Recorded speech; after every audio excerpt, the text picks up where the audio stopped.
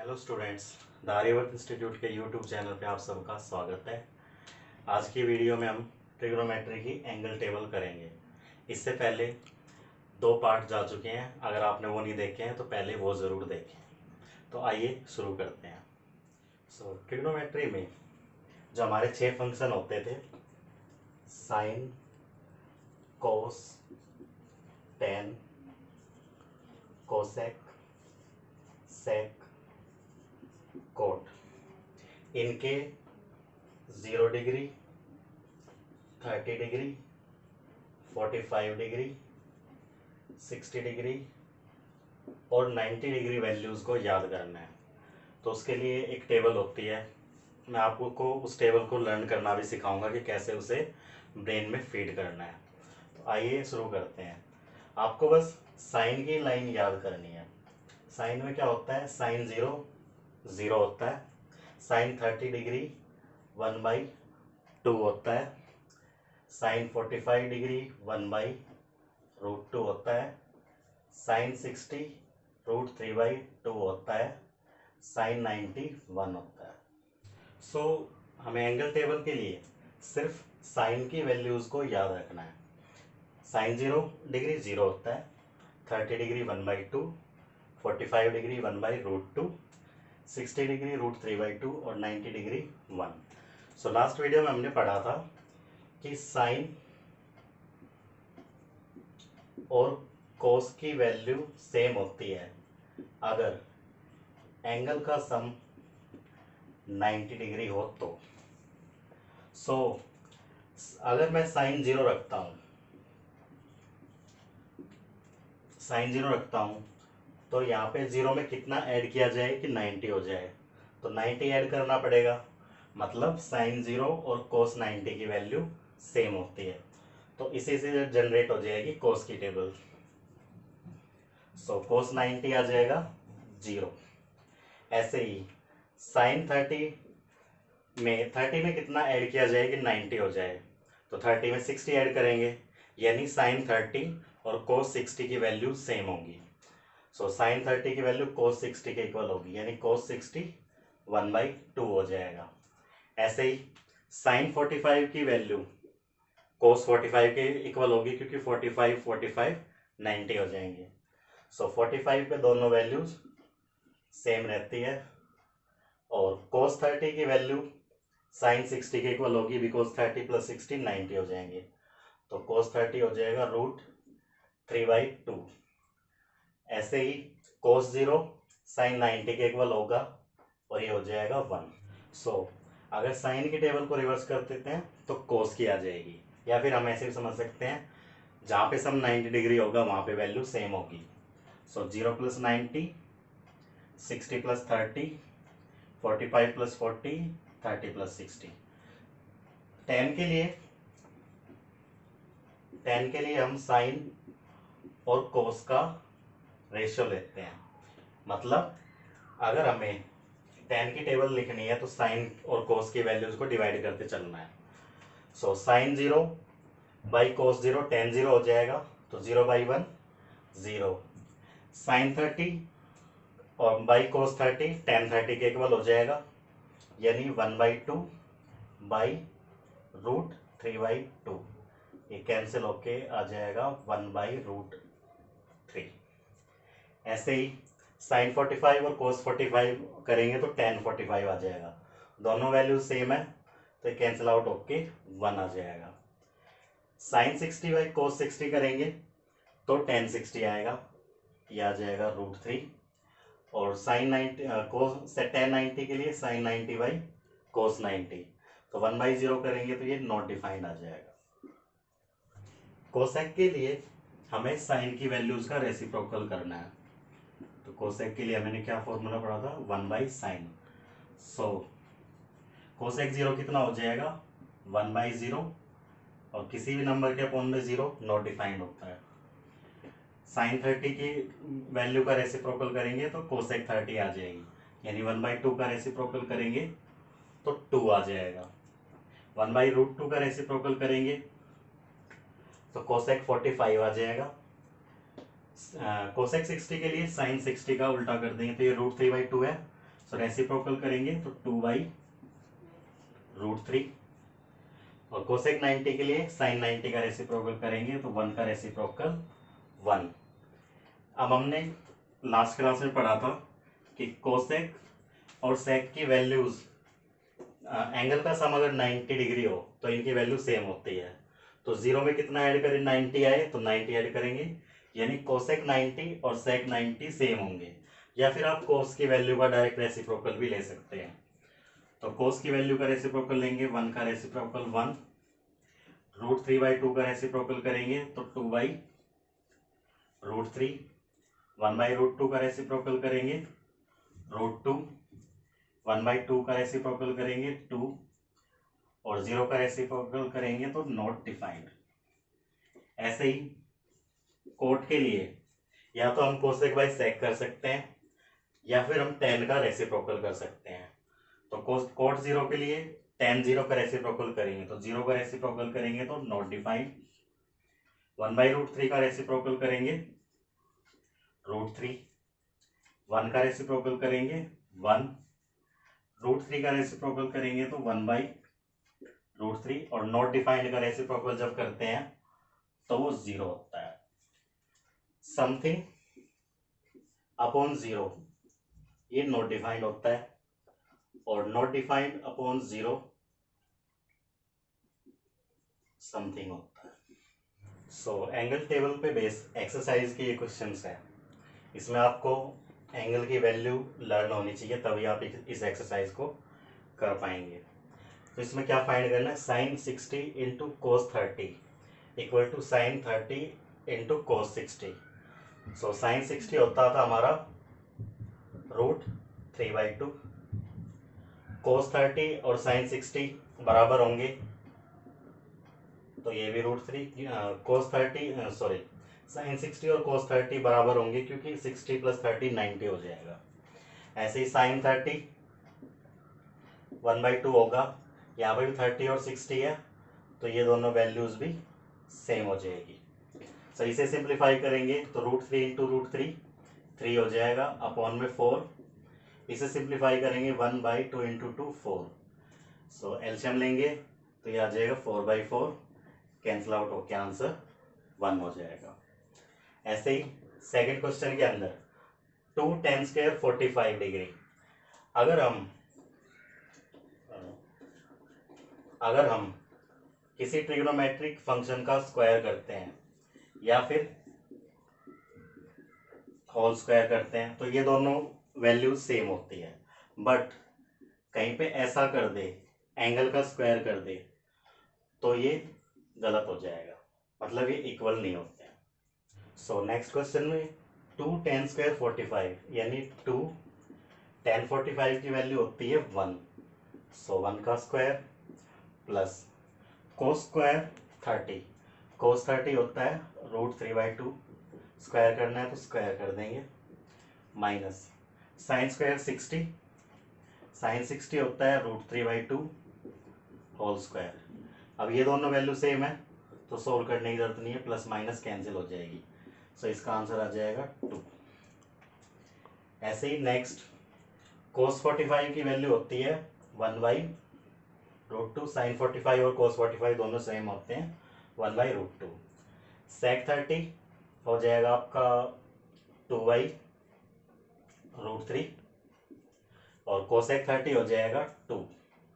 सो इसे सिंप्लीफाई करेंगे तो ये आ जाएगा 1/√2, नीचे एलसीएम लेंगे तो ये आ जाएगा 2 कॉमन ले लिया, सो 1 + √3/√3। इसे सॉल्व करेंगे तो ये हो जाएगा 1/√2 और इसे सिंप्लीफाई करेंगे तो ये आपका आ जाएगा, ये वैल्यू उलट जाएगी। सो √3 अपॉन में आ जाएगा 2 × 1 + √3। इसमें नीचे शर्ट नहीं रहनी चाहिए, तो शर्ट के लिए सिंप्लीफाई कर देंगे। सो हमें क्या करना पड़ेगा, √2 हटाने के लिए √2 से मल्टीप्लाई डिवाइड करना पड़ेगा और 1 + √3 हटाने के लिए 1 - √3 से मल्टीप्लाई डिवाइड करना पड़ेगा, रैशनलाइज करना पड़ेगा। सो इसे सोल्व करेंगे तो ये आ जाएगा √3 इंटू √2 ये हो जाएगा √6 इंटू 1 माइनस √3। नीचे कैलकुलेट करेंगे तो √2 इंटू √2 ये आ जाएगा 2 इंटू ये वाला 2। इसे सिंप्लीफाई करेंगे तो a plus B a minus B, तो ये आपका आ जाएगा 1 माइनस √3 का स्क्वायर 1 माइनस 3 √6 1 माइनस √3 अपॉन में 4। इसे सिंप्लीफाई करेंगे तो ये माइनस का 2 आएगा। सो हमारा फाइनल आंसर आ जाएगा √6। अगर माइनस को अंदर मल्टीप्लाई कर देंगे तो ये हो जाएगा √3 माइनस 1 अपॉन में 8। नेक्स्ट क्वेश्चन के लिए sin 30 plus tan 45 minus cosec 60 upon में sec 30 into cos 60 sorry plus cos 60 plus cot 45। सो sin 30 होता है 1/2, tan 45 होता है 1, कोसेक 60 के लिए sin 60 का रेसिप्रोकल कर देंगे। sin 60 था √3/2, तो ये आ जाएगा 2/√3।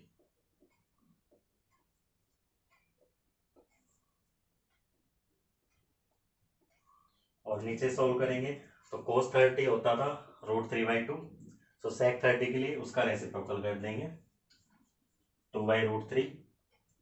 cos 60 होता था 1/2 प्लस cot 45 होता था 1।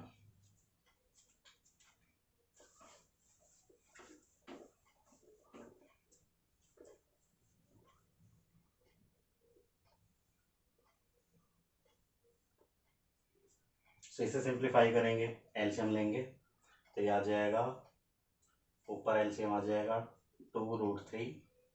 सो यहाँ पे सोल्व करेंगे तो √3 प्लस 2√3 माइनस में 4। नीचे सिंप्लीफाई करेंगे तो एलसीएम तो 2√3 आएगा, ये आ जाएगा 4 प्लस √3 प्लस 2√3। बेस से डिनोमिनेटर कैंसिल आउट हो जाएगा। सो ऊपर वाले को सोल्व करेंगे तो √3 प्लस 2√3 ये हो जाएगा 3√3 माइनस 4। नीचे सोल्व करेंगे तो ये हो जाएगा 3√3 प्लस 4।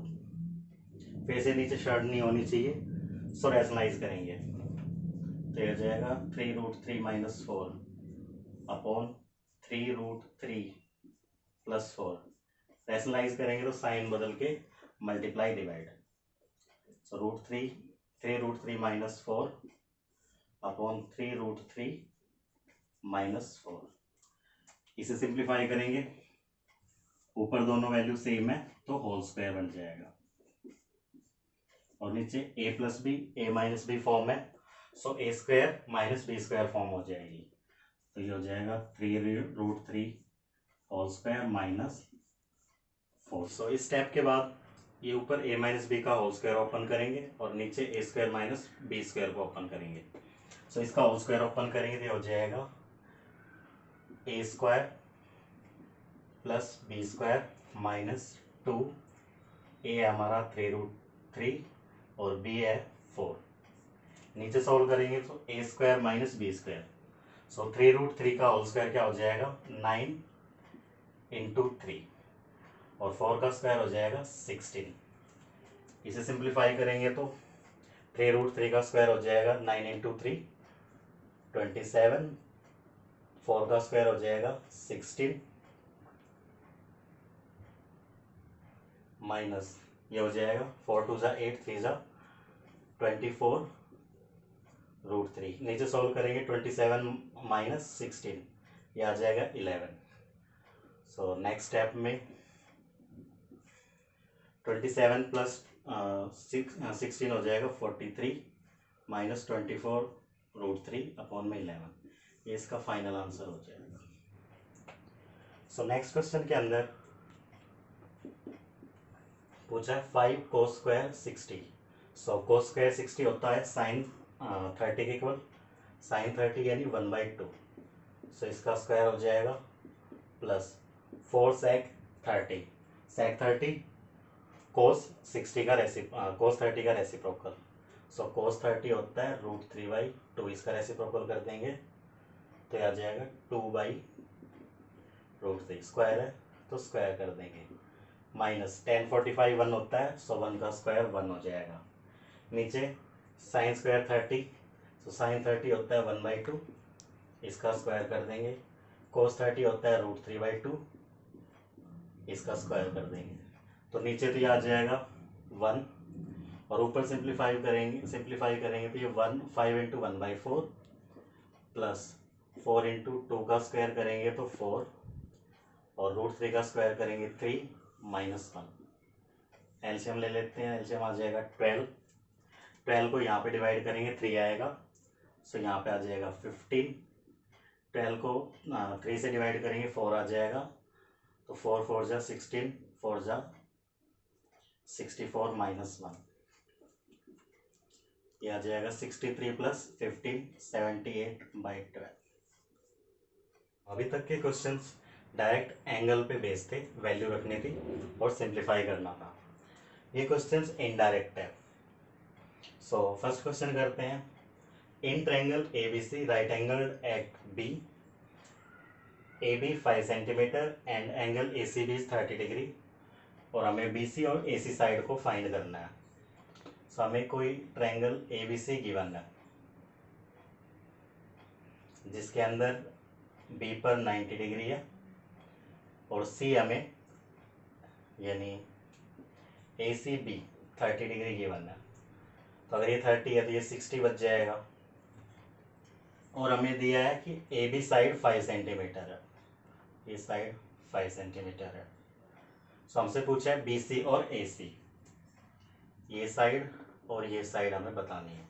अगर हमें एक साइड और गिवन होती तो हम डायरेक्ट पाइथागोरस थ्योरम लगा देते, बट अभी एक साइड गिवन नहीं है। तो जब भी एक एंगल गिवन हो और एक साइड गिवन हो, हमें ट्रिग्नोमेट्रिक रेशियो को यूज करना है। सो 30 डिग्री की अगर बात करें, 30 डिग्री से ही सॉल्व हो जाएगा क्वेश्चन। 30 डिग्री की अगर बात करें एक्यूट एंगल माने तो 5 क्या हो जाएगा, परपेंडिकुलर, और BC हो जाएगा हमारा base. So perpendicular AB upon base BC, perpendicular upon base होता है tan ऑफ एंगल, तो tan 30 डिग्री। सो tan 30 डिग्री हमारा होता है 1/√3। AB 5 गिवन है और यहाँ से BC सॉल्व हो जाएगी। सो BC आ जाएगी 5√3 सेंटीमीटर। AC के लिए या तो हम पाइथागोरस थ्योरम यूज कर सकते हैं, बिकॉज अब हमारे पास दो साइड्स हैं, और अगर पाइथागोरस थ्योरम यूज ना करना चाहें तो भी हम ट्रिग्नोमेट्रिक रेशियो से इसे भी निकाल सकते हैं। So perpendicular AB upon hypotenuse AC, तो परपेंडिकुलर अपॉन हाइपोटेन्यूज क्या होता है, साइन। सो साइन 30 हो जाएगा 1/2। AB की वैल्यू 5 गिवन है, AC फाइंड करना है, तो यहाँ से AC आ जाएगा, क्रॉस मल्टीप्लाई कर देंगे 5 × 2 10 सेंटीमीटर। सो ये फर्स्ट क्वेश्चन था हमारा, AC और BC फाइंड करने को दी गई थी। सेम हम क्वेश्चन 2 को कर सकते हैं। इसमें कोई ट्रायंगल PQR गिवन है,